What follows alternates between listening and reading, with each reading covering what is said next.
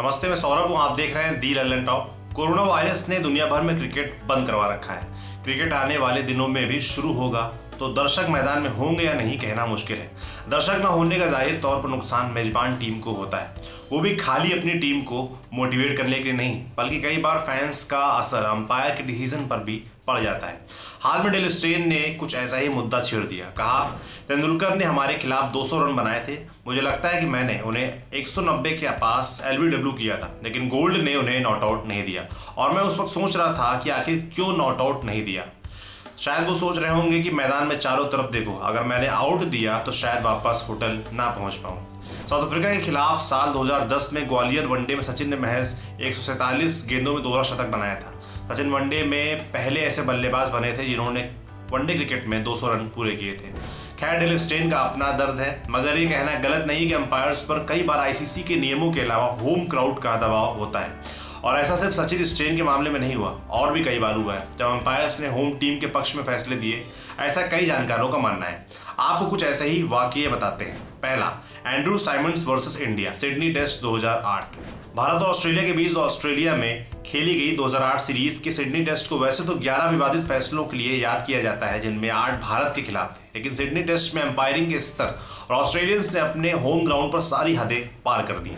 Andrew Symonds उस match में कई बार कंट्रोवर्सी के शिकार हुए, लेकिन उन्हें अंपायर ने एक ऐसा जीवनदान दिया कि लगने लगा मैच ईमानदारी से ही खेला नहीं जा रहा। ऑस्ट्रेलिया की टीम ने 134 के स्कोर पर 6 विकेट गंवा दिए थे, लेकिन इसके बाद साइमंड्स और ब्रैड हॉक के बीच पार्टनरशिप हुई।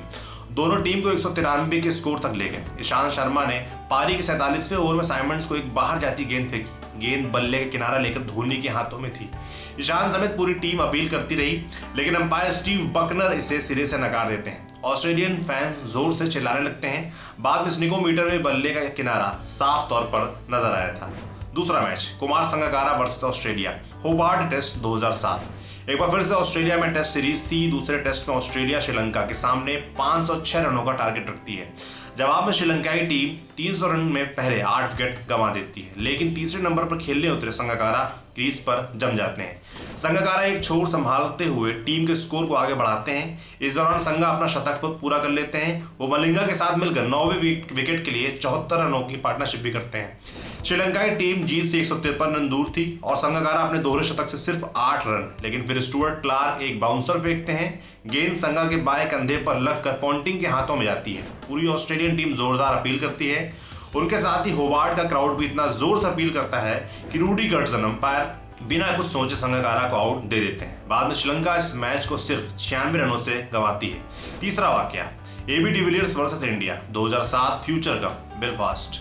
आयरलैंड में खेली जा रही सीरीज में डिविलियर्स को अंपायर ऐसा जीवनदान देते हैं कि इंडियन फैंस ही नहीं, सचिन तेंदुलकर भी नाराज हो जाते हैं। सीरीज के तीसरे वनडे में डिविलियर्स मॉर्ने विक के साथ पारी शुरू करने उतरते हैं, लेकिन साउथ अफ्रीका की शुरुआत बेहद खराब होती है।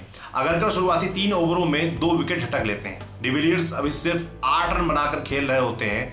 पारी के चौथे ओवर में ही जहीर की गेंद डिविलियर्स के बल्ले का किनारा लेकर सीधे पहले स्लिप में खड़े सचिन तेंदुलकर के हाथों में चली जाती है। लेकिन ये क्या, अंपायर अलीम डार इसे सिरे से नकार देते हैं और इस बात से सचिन काफी नाराज भी होते हैं। चौथा वाकया, Andrew Flintoff versus New Zealand, Auckland, तीसरा टेस्ट।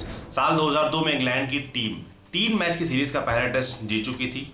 दूसरा टेस्ट ड्रॉ हो गया था, लेकिन न्यूजीलैंड की टीम ने तीसरे टेस्ट में वापसी कर ली। फिर भी क्रिकेट के मैदान की सबसे ईमानदार टीमों में से एक मानी जाने वाली कीवी टीम ने उस मैच में एक विवादास्पद अपील की। कीवी टीम ने पहली पारी में 202 रन बनाए। जवाब में इंग्लैंड की टीम पहली पारी में पिछड़ गई।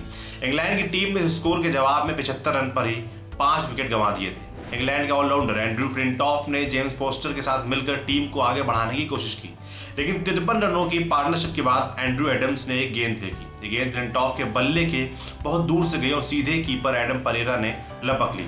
कीवी टीम जोर से अपील करने लगी। उनके साथ पूरा मैदान भी जोश से चिल्लाने लगा। हालांकि गेंदबाज एडम्स बिल्कुल शांत थे, लेकिन अंपायर ने सीधे उंगली उठाकर होम टीम के लिए ये डिसीजन दे दिया। बाद में इंग्लैंड की टीम ये मैच हार गई और सीरीज 1-1 से ड्रॉ रही। पांचवा और आखिरी किस्सा सुनिए, स्टुअर्ट ब्रॉड वर्सेस ऑस्ट्रेलिया, पहला टेस्ट, नॉटिंघम।